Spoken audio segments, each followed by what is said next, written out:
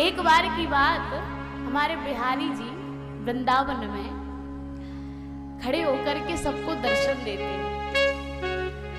लेकिन एक संत जब दर्शन करने के लिए गए तो उनकी तरफ बिहारी जी पीठ करके खड़े हो जाते थे, सामने दर्शन नहीं देते। अब संत भगवान सोचे कि हमें ठाकुर जी दर्शन क्यों नहीं देते। जब 2-4 लोगों से पूछे कि क्यों भैया तुम्हें दर्शन हो रहा कि नहीं, वो 2-4 लोग कहे महाराज हमें तो दर्शन हो रहा, ठाकुर जी बड़े सुंदर लग रहे हैं, बड़े अच्छे प्यारे लग रहे हैं। बोले आपको नहीं हो रहा? बोले नहीं, हमें तो ऐसा लग रहा है जैसे पीठ करके खड़े हो, हमारी तरफ तो पीठ है, हमें दर्शन नहीं होता। 2 दिन हुए, 4 दिन हुए, जब 1 हफ्ता तक वो संत जी जा रहे हैं, वो भगवान पीठ करके खड़े होते, तो अब संत जी भी हट पकड़ गए कि अब हम दर्शन करने जाएंगे ही नहीं। अब हम दर्शन करने गोविंद के, कन्हैया के, बिहारी जी के नहीं जाएंगे। और यमुना किनारे अभी अपनी चिता लगा करके तो यही अपने प्राण त्याग देंगे। अब हमें उनका दर्शन करना ही नहीं है, आज तो प्राण त्यागना है बस। ये संकल्प करके वो महात्मा बैठ गए। और जैसे ही वो बैठे यमुना किनारे, एक भक्त आया जिसको कोढ़ था, रोग था कोढ़ का।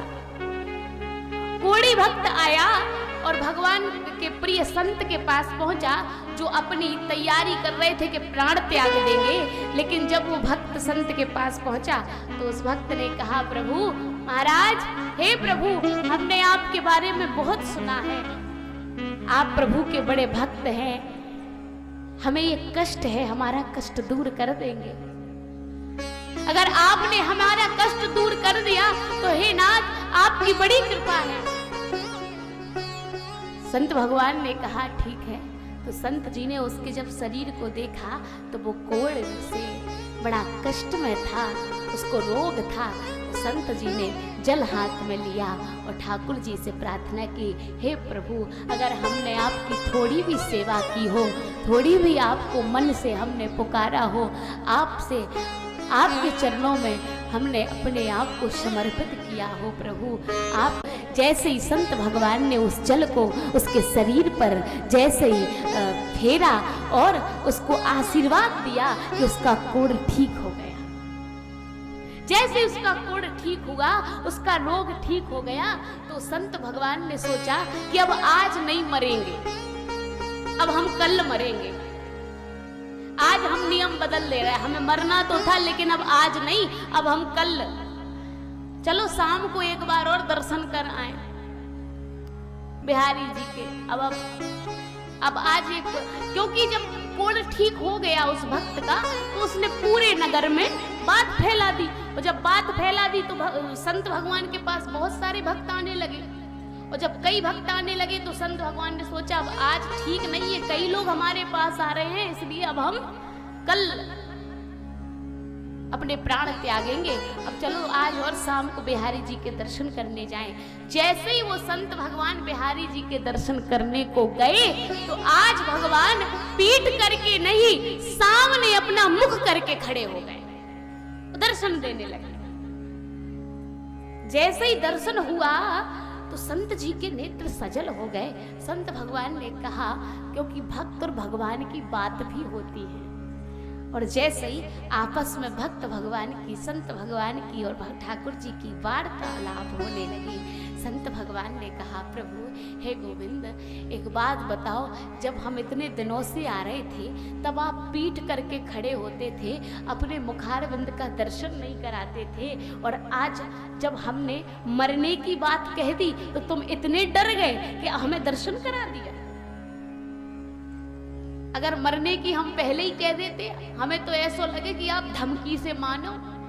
जब हम आपको धमकी दें तब मानते होंगे, इसलिए हमने मरने की धमकी क्या दी कि आप सीधे खड़े हो गए दर्शन देने। भगवान ने कहा कि हम आपकी धमकी से सीधे खड़े होकर दर्शन नहीं दे रहे। बोले फिर? बोले हमारा थोड़ा कर्जा उतर गया, इसलिए हम तुम्हें दर्शन दे रहे हैं। कर्जा? मैंने आपके ऊपर ऐसा कौन सा कर्जा चढ़ा दिया था? भगवान ने कहा कि आप हमारी पूजा सेवा भजन सब कुछ करते थे, लेकिन आपने अपने लिए आज तक कुछ मांगा नहीं। आपने कभी भी हमसे कोई कामना नहीं की, कभी भी हमसे कुछ मांगा नहीं, और तुमने भजन इतना किया कि तुम्हारे भजन का भार मुझ पर चढ़ गया। इसलिए जो व्यक्ति कर्जे में होता है तो वो अपना मुख नहीं दिखाता।